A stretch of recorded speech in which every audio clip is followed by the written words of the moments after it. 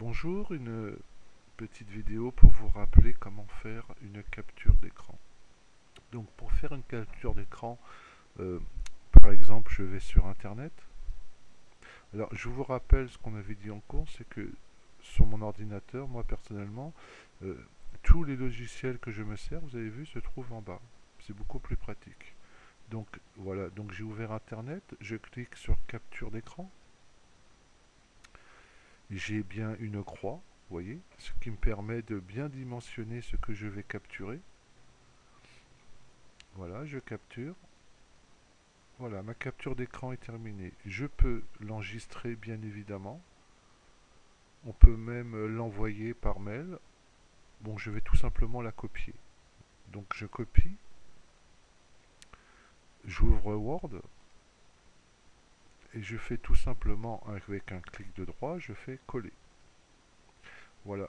Donc où j'attire votre attention, c'est qu'il faut recliquer dans l'image, appuyer sur format et sur format, vous avez position de l'image, autre position, habillage du texte, il faut la mettre devant le texte. On dit OK. Et vous voyez, quand on la met devant le texte, ça nous permet de la mettre exactement où on veut.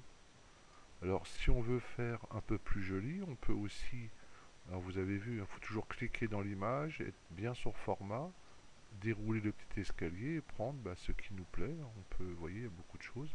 Bon, on peut prendre ça, par exemple. Donc voilà.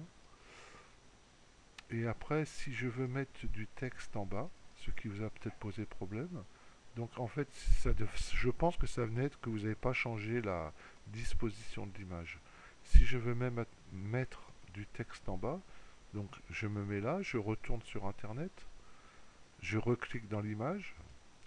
Là, c'est l'anniversaire de Marie Curie apparemment. Donc je reclique ici. Voilà, j'ai un petit peu de texte. Donc je sélectionne mon texte.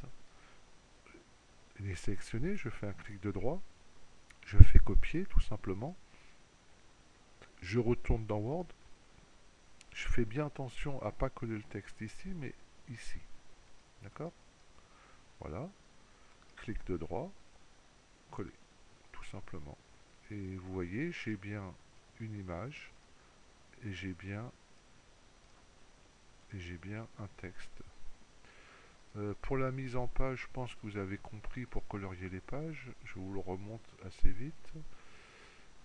Alors évidemment, et le mieux c'est de faire la mise en page avant. Cela, il va falloir prendre une autre couleur pour ne pas prendre une couleur, vous voyez, assez claire en fait.